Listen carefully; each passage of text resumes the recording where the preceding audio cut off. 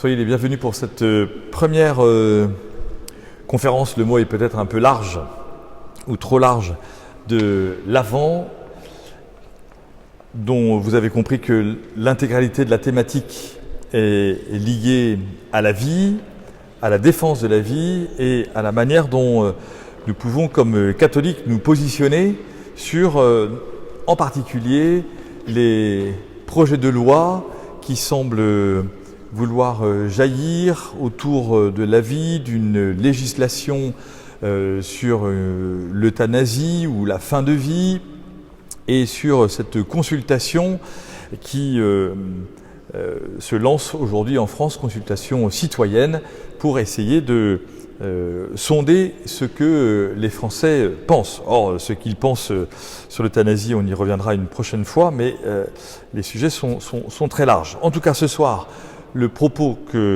titre que j'ai pris, c'est « Les cathos toujours contre tout ou tellement pro-life ». Alors j'essaye, voilà, avec vous, je vous remercie de me permettre d'être mes cobayes d'une pensée que j'essaie sur ce sujet qui est un sujet puissant, délicat. J'ai essayé de m'appuyer sur l'instruction romaine de 1989, si je ne me trompe pas, qui s'appelle Donum Vitae, qui est une instruction de la Congrégation pour la doctrine de la foi, présidée à l'époque par le cardinal Ratzinger, et qui donc pose les questions de la vie. J'y reviendrai plutôt en deuxième partie, mon propos étant un propos en 5 points.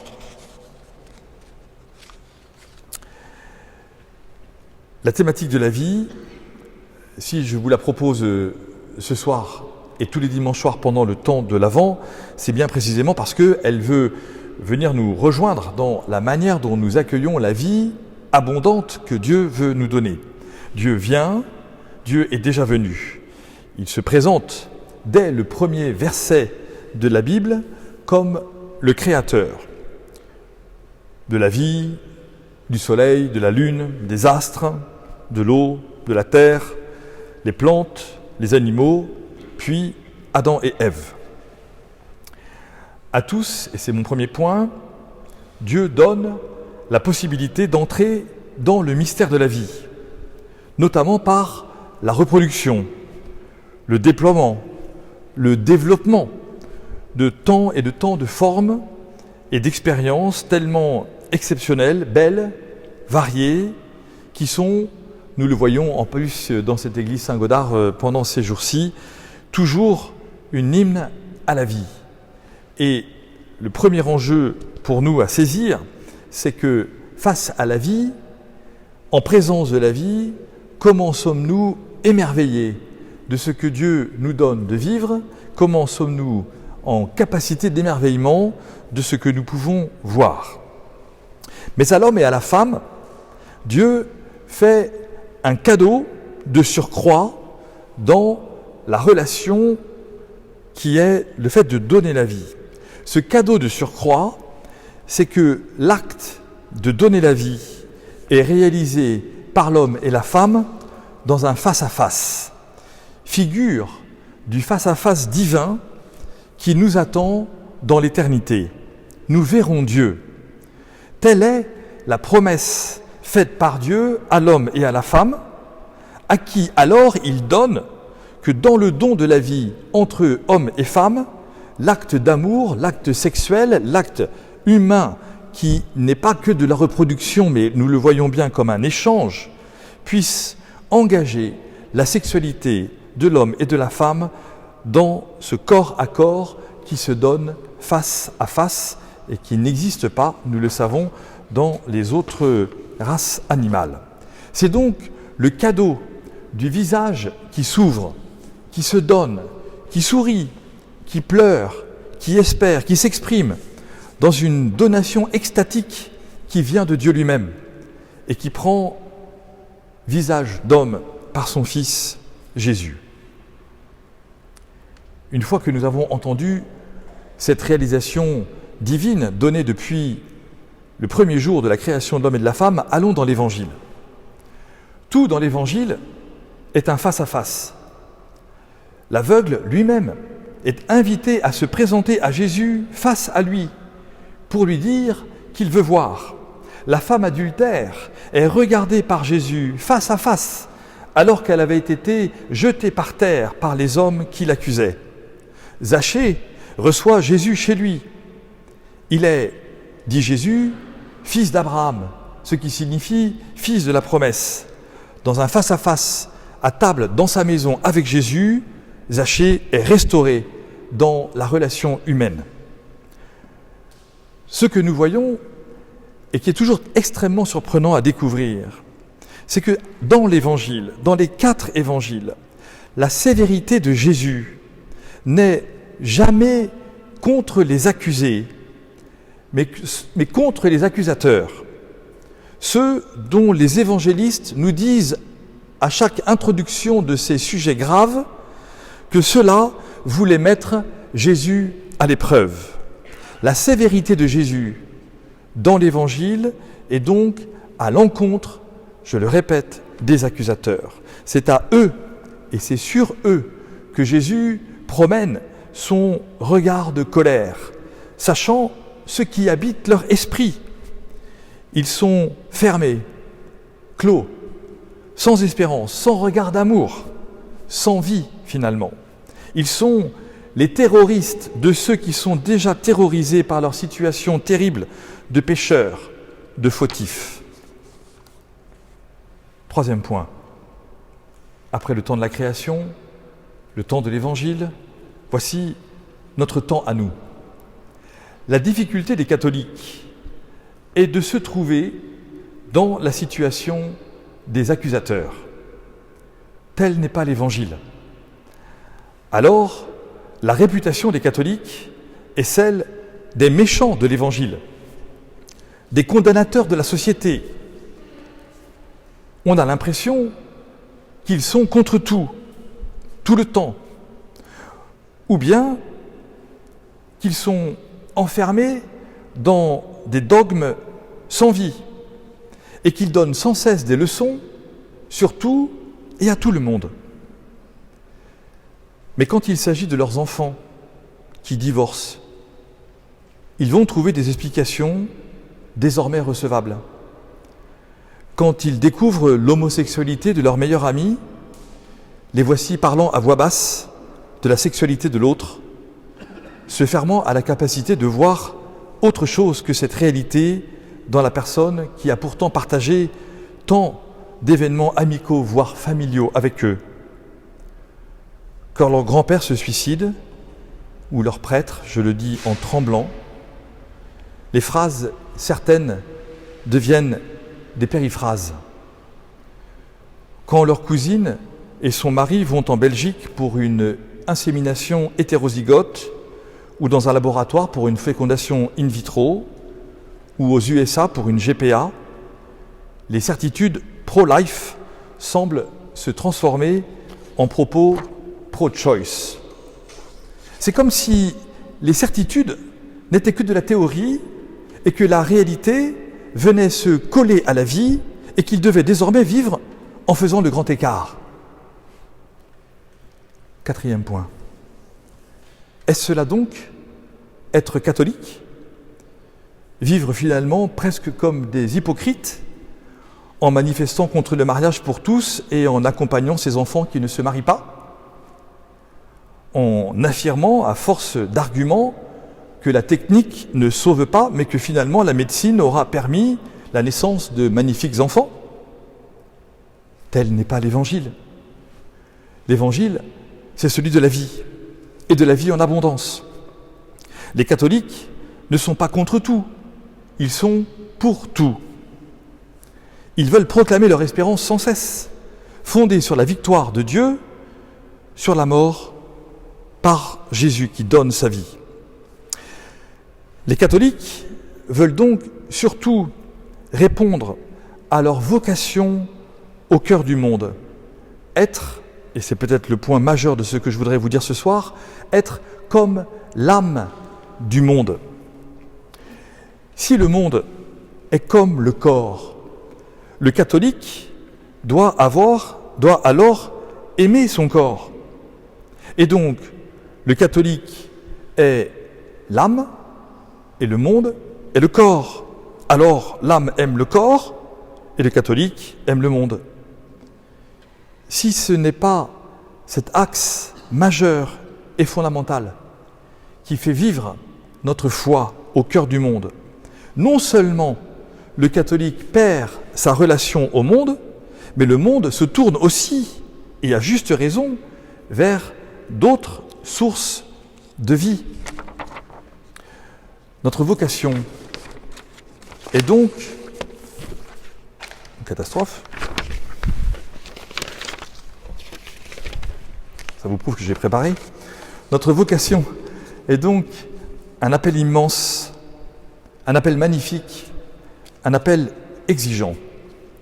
Et quelle est notre vocation ? C'est celle de permettre le jugement moral. Si un professeur, nous en avons déjà tous connu, excelle dans sa matière, mais est insupportable avec ses étudiants, on dira que c'est un mauvais prof. Si un catholique développe une relation intense avec le Christ dans la prière, mais crache toute la journée sur la société, son jugement moral est altéré et sa capacité d'aider ses amis, ses contemporains, sa famille, devient proche du zéro. 5e point. Le jugement moral, c'est donc d'abord de se reconnaître poussière face au Créateur. Or aujourd'hui, et c'est là un de nos sujets majeurs de confrontation avec le monde, or aujourd'hui, c'est la technique qui a pris la place de Dieu. Comment donc pouvoir exercer notre jugement moral quand nous ne sommes plus face à du vivant, mais à du technique, à de l'artificiel. Et notre regard sur le monde est donc un regard bloqué, parce que nous aimons le monde quand ce monde est vivant, et que nous nous rendons bien compte que la difficulté d'un monde qui désormais ne vit que dans l'artificialité des éléments qui nous permettent de grandir, de développer, et y compris de donner la vie, quelle que soit la manière dont on va la donner, nous bloque et nous rend en situation de très grande opposition, qui est une opposition idéologique, anthropologique, ontologique. Que disons-nous de l'homme ? Que disons-nous de l'être de l'homme ? Que disons-nous des idéologies qui nous entourent et dont parfois on nous accuse, nous aussi, d'être des idéologues d'une manière ou d'une autre ? La technique a pris la place de Dieu. Alors, on nous dit désormais, c'est possible, donc allons-y, faisons-le. Et on réfléchira aux conséquences pour l'homme et sa position dans le monde après. Mais puisque ces gens sont en souffrance pour avoir un enfant, donnons-leur la possibilité technique d'avoir l'enfant sous quelque forme que cela puisse être, de n'importe quelle manière que cela puisse se donner. Le catholique, touché par la grâce du Christ, sait que la loi de Dieu opère en lui la vérité et la libération. Cette loi, c'est celle du pardon, ce qui va au-delà de tout. Or, ce que nous découvrons, c'est que la technique ne pardonne pas, et les séquelles d'erreurs médicales ou de laboratoire ou judiciaires sont immenses. Quand nous reprenons les propres séquelles de notre péché, nous voyons quelles conséquences elles ont, mais nous pouvons travailler sur le vivant. Une séquelle médicale, une séquelle judiciaire, une séquelle biologique sur l'intervention dans l'homme, ce sont des séquelles, souvent, qui ne peuvent plus être guéries. On ne parlera pas de pardon d'une séquelle médicale. Plutôt que d'être contre tout, le catholique devient alors, par l'habitation de l'Esprit Saint en lui, celui qui, partout, veut mettre la grâce de Dieu. Car l'Esprit de Dieu donne la paix, apporte la guérison, le discernement. Et il permet, comme dit cette magnifique instruction romaine, l'intelligence des préceptes. Le catholique a donc pour mission sans cesse qu'il n'y a aucun acte neutre. Il faut donc être particulièrement attentif aux conséquences des actes humains, mais aussi et surtout repérer le développement intellectuel sous-jacent. Il y a des idéologies qui ne promeuvent pas la vie. Il y a des systèmes de pensée qui ne sont pas en faveur de la vie. Il y a des idéologies injustes, basées sur le profit de quelques-uns, basées sur le refus de considérer l'homme comme être supérieur de la création, basées sur la course effrénée au brevet, sans aucune limite ni aucune considération des droits inaliénables de l'homme et encore moins sur la moralité des actes humains. Le catholique, alors nous le comprenons bien, devient souvent comme un phare dans la tempête. Mais il ne peut pas être qu'un lanceur d'alerte dans les ténèbres et encore moins celui qui va réagir à chaque fois à ce que la société semble vouloir annoncer de futures législations. C'est à nous de prendre les devants. C'est à nous sans cesse d'être, permettez-moi l'expression, plus progressistes que les progressistes. Repérons ce que le progrès va continuer de poser comme question pour rejoindre nos contemporains en disant « nous y avons déjà réfléchi, nous avons un projet à vous proposer, nous avons quelque chose à vous dire, qui n'est pas contre, qui est de vous dire comment vous posez-vous les questions justes et bonnes qui vont vous permettre, dans l'intégralité des actes que vous posez, d'établir un jugement moral sur vos actions, vos pensées, vos paroles, vos écrits et vos expérimentations. Si nous ne sommes que des lanceurs d'alerte, alors effectivement, on continuera sans cesse d'être dans une opposition frontale avec la société qui n'attend qu'une chose, c'est qu'on puisse tuer le lanceur d'alerte pour que même celui-là n'ait plus la parole dans la société. Nous devons donc porter le monde, porter l'homme, porter l'avenir. L'engagement du catholique dans le monde est celui du serviteur qui se donne, qui s'offre gratuitement, sans compter, dans la recherche médicale, dans la recherche historique, dans la recherche industrielle, dans la recherche agricole.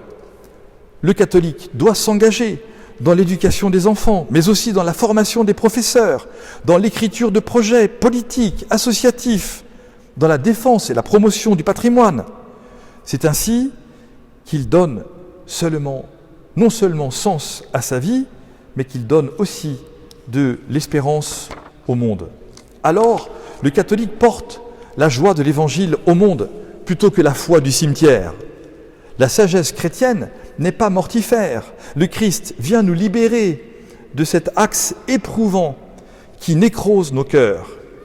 La joie de l'Évangile, une fois reçue par le catholique, s'ouvre sur une compréhension puissante que tout est fondé sur deux axes en matière de vie. Et c'est peut-être cela que nous avons du mal à présenter aujourd'hui à nos contemporains. Quels sont ces deux axes que nous devons reprendre, travailler sans cesse sur tous les sujets que je viens de vous présenter?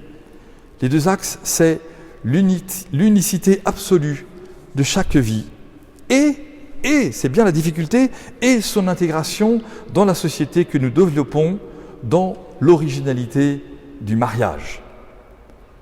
Je le rappelle, en 1965, pour clore le Concile Vatican II, les évêques, dans le document Gaudium et Spes, joie et espoir du monde, ont dit que l'enjeu premier de la société, c'était la famille. Alors quand nous oublions cela, ou bien quand nous nous focalisons sur d'autres sujets que celui de la famille, nous voyons bien que notre propos sur uniquement la vie est irrecevable. Mais si nous disons et parlons et échangeons et développons nos sujets sur l'inaliénabilité de l'homme et sur l'originalité du mariage, alors nous continuons de poser une espérance pour le monde. Et je peux vous le dire, et nous le voyons tous les ans, ceux qui continuent de se marier aujourd'hui à l'Église alors qu'ils n'ont aucune structure chrétienne fondamentale, aucune anthropologie, aucun catéchisme, aucune connaissance de rien, nous disent à nous, les prêtres, « Je me marie à cause de ma grand-mère, parce qu'elle s'est mariée à l'Église. Mes parents ont divorcé, mais je me marie pour ma grand-mère, parce que j'ai vu ce qui s'était passé dans la vie de ma grand-mère. Et j'aurai des enfants, et nous le disent tous. On est en 2022, il n'y en a pas un qui ne s'est jamais confessé, ils ont tous un gosse avant le mariage, et la première chose qu'ils me disent, ils disent « on a fait les choses à l'envers ». C'est bien le critère que, même chez ces jeunes qui n'ont aucun repère intellectuel, spirituel, catholique, ils savent et ils reconnaissent ces deux fondements, la vie inaliénable, inscrite dans une alliance inaliénable, fondée sur l'amour du Christ pour chacun d'entre nous. Ainsi, nous le voyons, la vie, pour nous, s'inscrit dans un projet communautaire entre l'homme et la femme. Cette vie trouve sa force dans le mariage, qui est une décision à deux de se projeter dans l'avenir en basant sa vie sur l'amour, sur la fidélité, sur la liberté engagée. Alors, le projet de vie devient un projet pour l'autre. Et cet autre, nous le savons, pour tous les philosophes, même non chrétiens, peut être Dieu, le conjoint, l'enfant, le monde. Le techniquement possible n'est donc pas moralement admissible.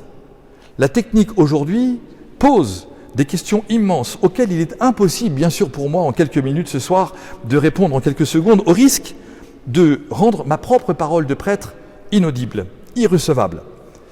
Mais les questions sur pouvoir ou devoir avoir un enfant à tout prix, les questions précisément de prix de l'enfant, la question de l'intimité du couple dans les étapes médicales préparatoires à avoir un enfant, l'accompagnement humain et psychologique, la reconnaissance légale des mères porteuses, des enfants nés dans d'autres pays avec des législations différentes que celles de la France, par exemple, la question des embryons surnuméraires et des expériences qui sont ensuite réalisées sur ces embryons surnuméraires, parce que les parents ou les donateurs de gamètes ont décidé de laisser ces embryons surnuméraires à la science ou au laboratoire. Les sujets sur les diagnostics prénataux et les possibles interventions thérapeutiques sur les embryons, sans parler des expérimentations sur de la recherche médicale ou en laboratoire, notamment sur les manipulations génétiques et les projets de fécondation entre des gamètes humains et animaux. Ces questions sont immenses. Le champ des possibles est inimaginable et il n'aura d'ailleurs jamais de fin. Plutôt que de crier au loup, au scandale, à nous de chercher sans cesse à être l'âme de ces développements humains. Ne laissons pas le champ sans le cultivateur. Ne laissons pas l'école sans le professeur. Ne cherchons pas le laboratoire sans le chercheur. Ne laissons pas l'hôpital sans médecin. C'est à nous de dire et de répéter que si les intentions sont bonnes, tous les moyens pour y parvenir ne le sont pas. En tout cas, on ne peut pas simplement dire que la technique nous sauve. L'intention bonne ne donne pas forcément une appréciation morale positive. Il faut aussi reconnaître, et c'est magnifique, les bons incroyables des scientifiques dans les résultats, notamment en faveur de la vie, et étonnamment de la vie naturelle. C'est toujours très surprenant de voir que toutes les nouvelles recherches qui sont engagées dans les laboratoires sont des recherches pour que l'on puisse développer la vie naturelle et le don de la vie entre un homme et une femme.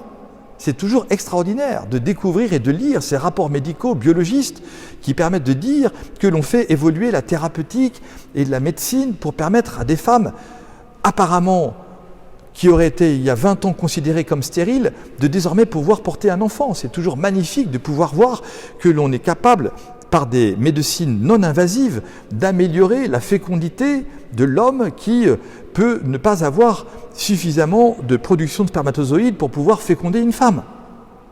Tout cela, ce sont des avancées médicales puissantes magnifique qui redonne de l'espoir et de l'espérance à tant et tant de couples.